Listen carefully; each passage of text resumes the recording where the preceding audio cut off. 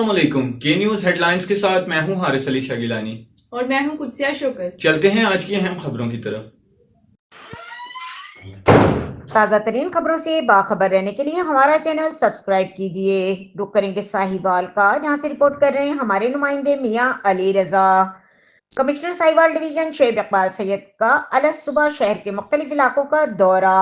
City बंद road, झाल road, गोल चक्कर, हाई स्ट्रीट और दीपालपुर बाजार में तजावुजात के खिलाफ ऑपरेशन का जायजा लिया।